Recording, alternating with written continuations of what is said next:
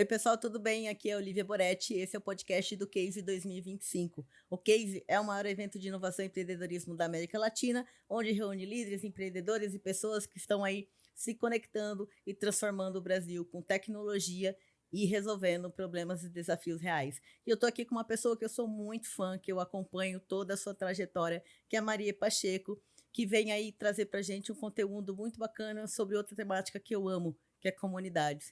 Maria, primeiro, obrigada pela sua presença no Case, por topar falar aqui com a gente no podcast, mas eu queria que o pessoal conhecesse quem é a Maria Pacheco, antes da gente ir para o que a Maria Pacheco faz para impactar as startups. Legal. Primeiro, muito obrigada pelo convite, um prazer estar aqui.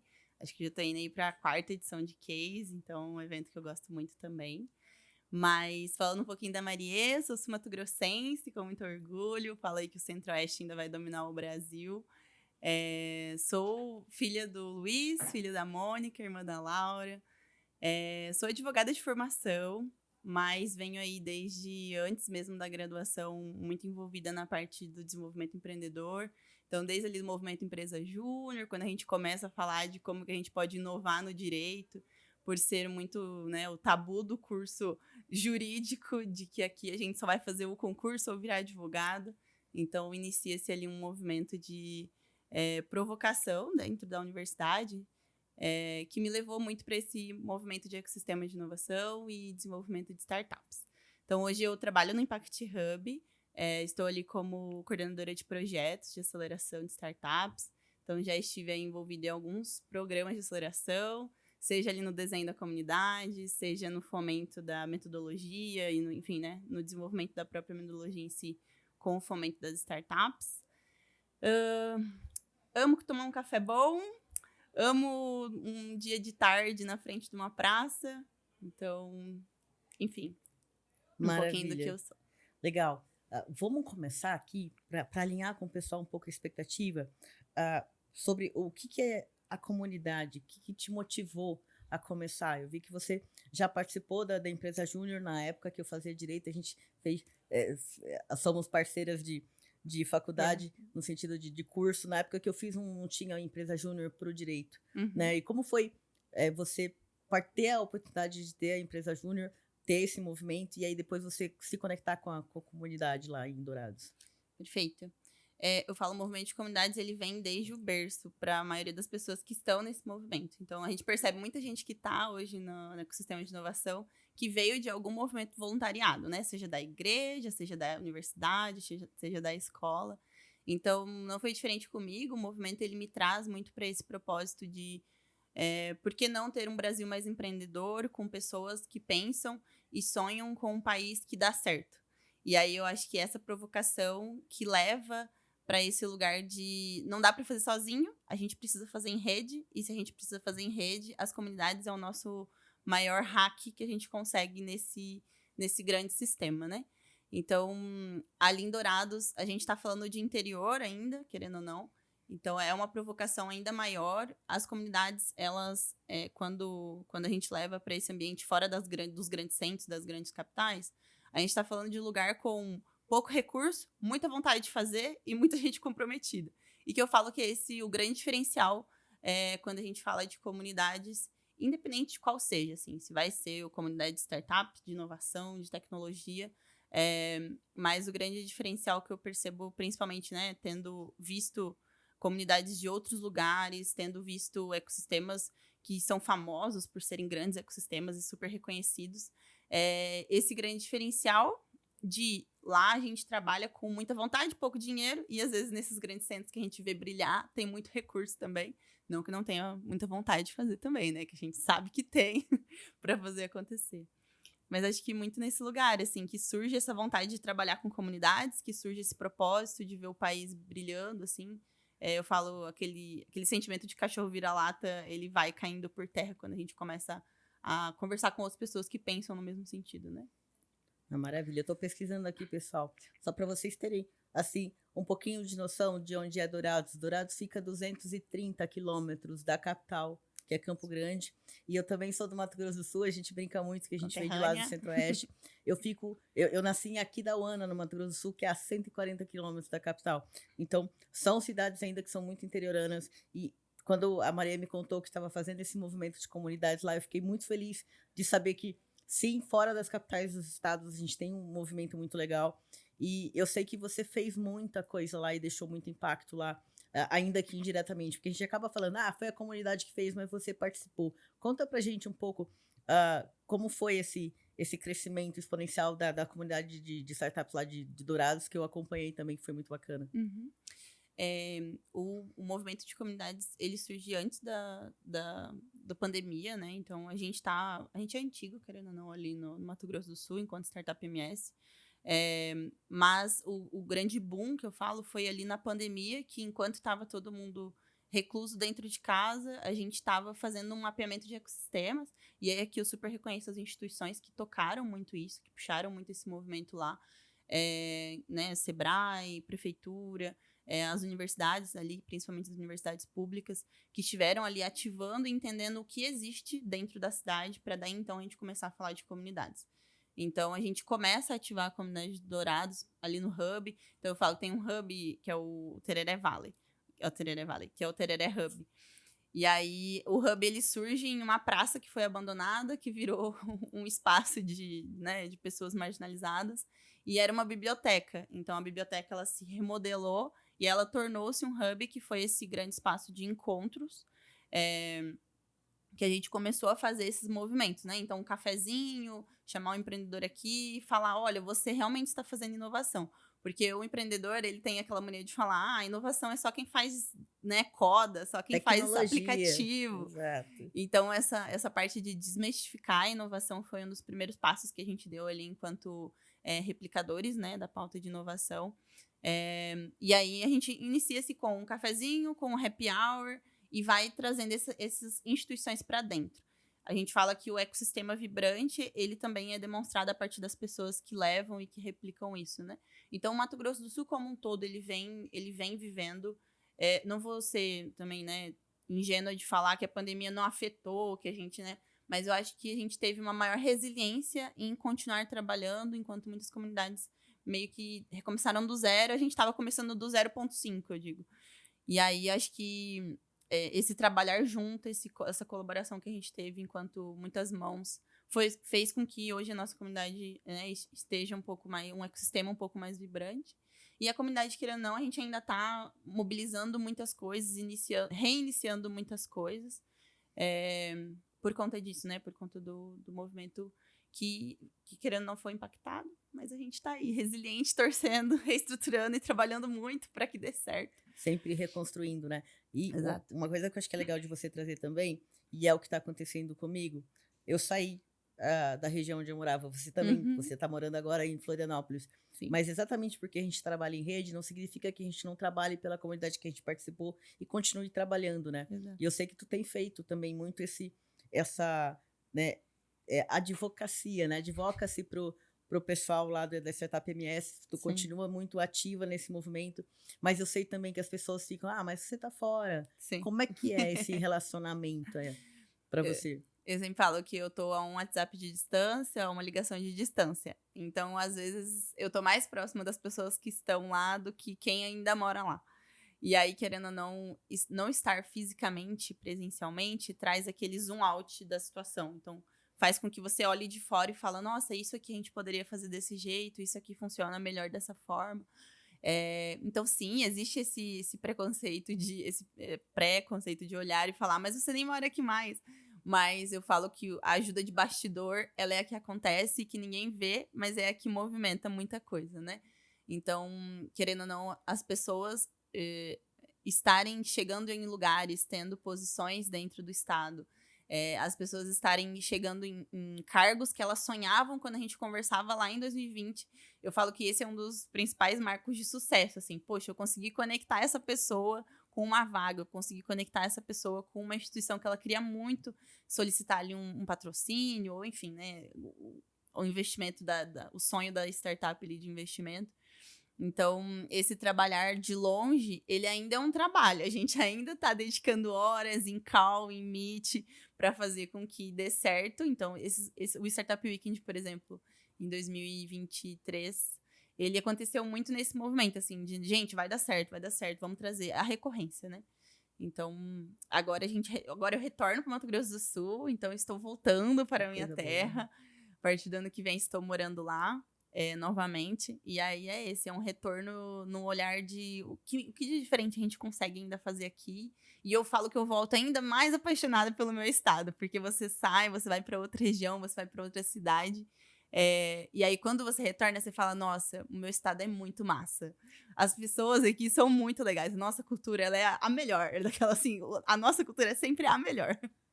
Legal, e aí tu bateu num ponto que assim, eu tava fazendo um painel de comunidades agorinha, e a gente tava falando exatamente do quanto que é importante territorialidade, do quanto que é importante a gente trabalhar a comunidade com o que a gente tem e não ficar trazendo coisas de fora e querendo empurrar a goela abaixo. Ó, funciona aqui, vai funcionar dessa forma.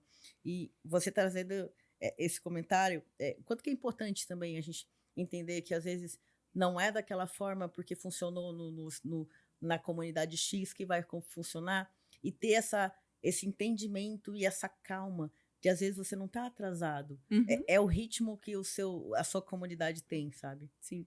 Tem uma coisa que eu falo muito que o problema pode ser o mesmo, mas o jeito de resolver vai ser diferente em muitos lugares.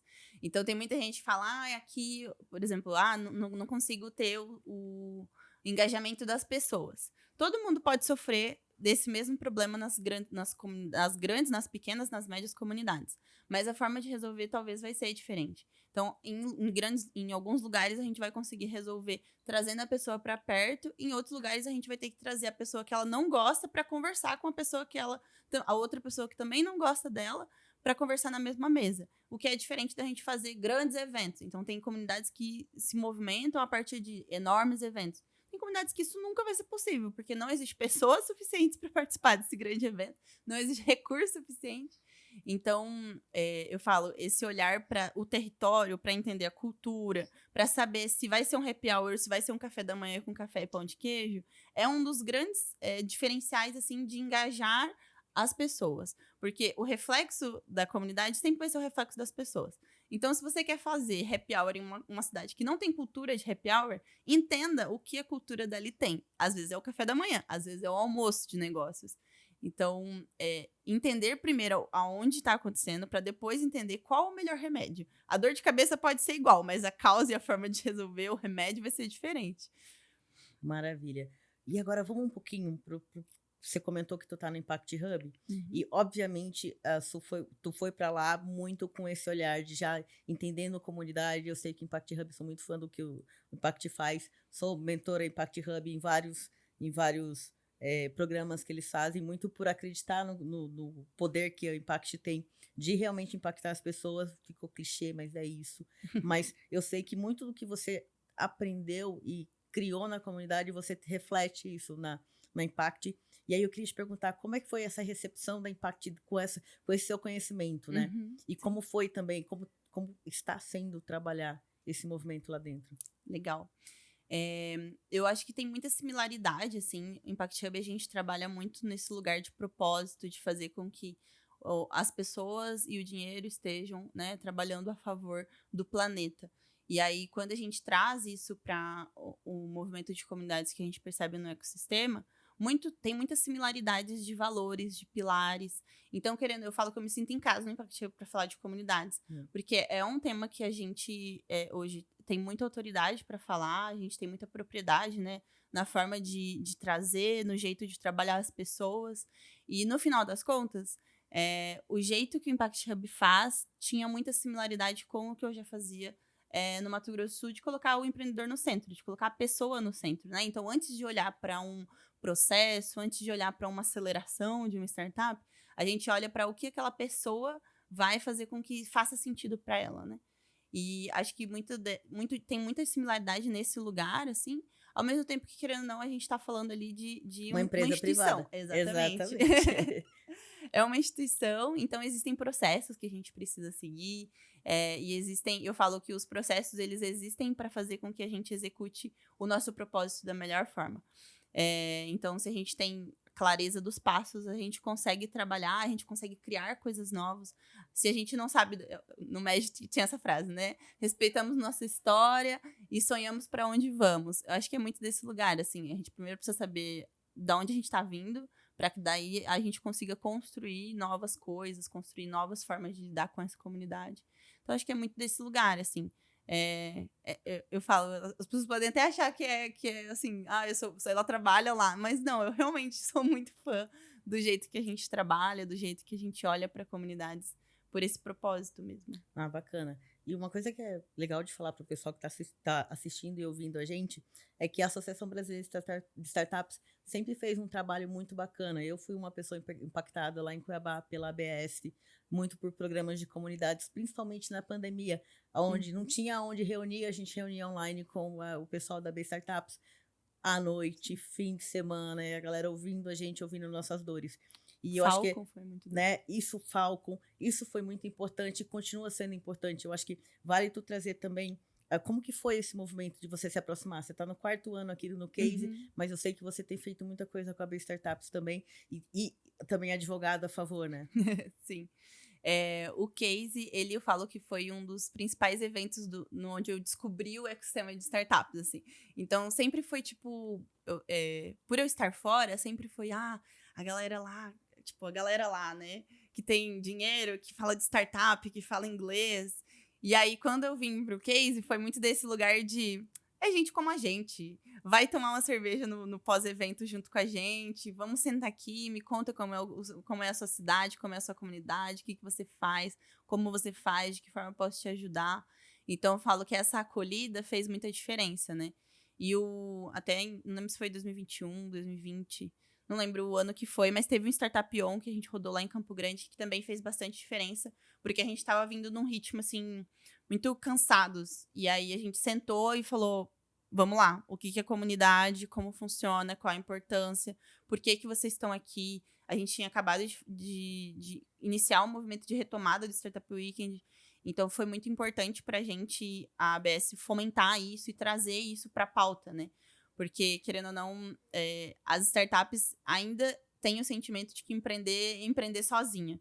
E aí, quando a gente fala, não é empreender sozinho. Olha só o que eu tenho para te apresentar aqui. Uma rede de pessoas, um monte de gente que está disposta a falar sobre isso. Então, é uma conexão que dá um match muito bom, assim. E foi, enfim, sou muito fã do Case, todo ano estou aqui. É maravilha. E aí, alinhando um pouquinho, pessoal, Startup Weekend é uma metodologia muito bacana. A Maria é facilitadora, eu sou facilitadora também. Somos facilitadoras voluntárias dessa metodologia que te ensina em 54 horas a transformar a sua ideia em uma startup. Então, é toda uma metodologia que a gente aprende e replica no Brasil todo. Então, é muito importante também esses eventos. A gente tem não só a ABS divulgando, mas a gente tem também vários parceiros. Sebrae é um bom parceiro no Brasil que gosta muito desse movimento, porque é onde transforma ali o olhar das pessoas que deixavam sempre, como a Maria falou, tecnologia e startup é só para quem tem dinheiro, para quem tem conhecimento, mas aí vem a Techstars, vem com essa metodologia Startup Weekend e mostra, não, peraí, deixa eu te mostrar que qualquer pessoa consegue tirar a sua ideia do papel e transformar em um negócio, se ela se realmente interessar e se ela se engajar, porque não é em 54 horas que você transforma, mas você aprende a metodologia em 54 horas, né, Maria? Exato, para ser aplicado em todos os seus negócios. Eu tenho certeza que se você sair de um Startup Weekend, você vai entender que tudo começa por um problema bem definido. Essa é a garantia que eu tenho, e eu falo que as startups que têm um problema claro e bem definido têm muita dificuldade de não dar certo, porque entenderam, validaram e vivenciaram o processo. E o Startup Weekend também é uma outra porta de entrada, né? Quando a gente consegue desmistificar a inovação. Então, a gente consegue falar de startup sem falar o termo startup, né? Explicando o que é uma startup, que no final das contas é uma empresa. Então, a gente traz a terminologia em pequenas cidades, em médias cidades. Então, a gente, inclusive, aproveitando que a gente está em São Paulo, eu queria fazer um chamado. Se você já participou de um Startup Weekend, bora organizar um Startup Weekend. Aqui em São Paulo, a gente já chegou a ter anos, né? Teve mais de 20 Startup Weekends. E nesse último ano, a gente teve, se não me engano, foram 2 ou 3. Exato. E aí, a gente também precisa rodar Startup Weekends aqui, então. Com certeza. E o que é bacana é que o Startup Weekend, já fazendo mais um merchan, a gente consegue fazer nichado também por objetivo. Então, a gente pode ter Startup Weekends voltados para sustentabilidade, voltados para desafios só para empreendedorismo feminino, desafios para empreendedorismo LGBTQIA+, empreendedorismo de pessoas pretas, qual temática a gente acha que é interessante, a gente pode desenvolver. Então, se você tem esse interesse, sentiu esse chamado, conversa com a Maria, conversa comigo. Tem mais um monte de gente aqui no Brasil que tem todo esse conteúdo para passar para vocês. E é isso. A metodologia ela precisa ser replicada, né, Maria? E quanto mais replica, melhor fica para a gente poder abrir portas para essas pessoas que querem sair do seu... Poxa, eu queria empreender, mas eu não sei por onde começar, né? Exato. O Startup Weekend ele traz uma fórmula para você aplicar em qualquer coisa que você queira começar, né? Então, desde um negócio que você queira iniciar, que você não faz ideia por onde começar. Eu falo que as pessoas chegam sem nada, sem ideia, às vezes, e saem de lá como uma startup. Então, confia no processo. Vem com a gente. Maravilha. Maria, indo já para o finalzinho aqui do nosso episódio, eu queria que você trouxesse um pouco do que você pensa quando a gente fala de comunidade, quando a gente fala de inovação, mas a gente está ainda muito longe de atingir alguns níveis de acessibilidade, de inclusão, para esse nicho que ainda está na caixinha de só pessoas em tecnologia ainda. Então, para você, a sua visão, e aí é muito legal, tu tá no Impact Hub tem muitas startups de impacto também, Sim. E o quanto que é importante trazer essa temática cada vez mais perto, sabe? É essencial. Hoje a gente fala de até uma mudança geracional. Então, a gente tem, inclusive no Startup Weekend, vivenciado muitos eventos que a gente tem, às vezes, pessoas com um grau de autismo, uma pessoa que tem TDAH, enfim, os diferentes marcadores ali que a gente pode estar identificando. E a gente precisa se adaptar para que a metodologia ela não seja exclusiva, né? Ela seja inclusiva, assim como as comunidades. Então, não adianta a gente querer falar de inovação da mesma forma que a gente fala há 10 anos atrás. Mas sempre foi assim. Pois é, mas de agora em diante não dá para ser sempre assim. A gente precisa mudar alguma coisa. E isso começa do primeiro. Eu tenho uma frase que eu uso sempre, que é ocupar lugares para dar lugares.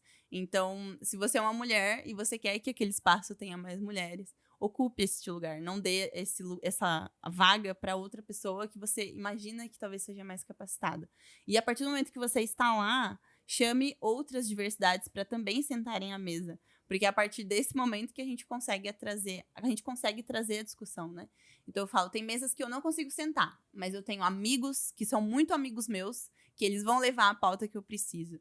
Então, serve para os dois públicos. Se você é uma pessoa, né, que consegue sentar à mesa, leve a pauta, traga isso para reflexão, nem que seja para um ponto de exclamação e uma frase que a gente vai estar colocando ali de discussão, né?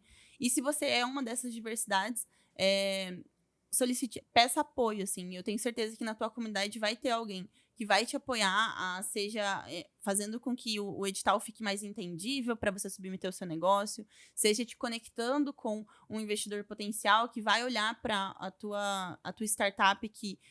a gente teve uma startup no Empreendedores Tech que olhava para neurodivergentes. Então, a gente queria conectar ela com uma instituição que fazia sentido à pauta, né? Então, é nesses lugares que a gente consegue fazendo esses casamentos. E eu falo, a gente tem né, imaginando que tem 100 bolinhas. Se a gente conecta de 2 em 2, depois a gente vai de 4 em 4, de 4 em 4 a gente vai de 8 em 8. E faz assim, uma rede de conexão, uma rede de retalhos que todo mundo reclama, mas sempre tem uma em casa, né?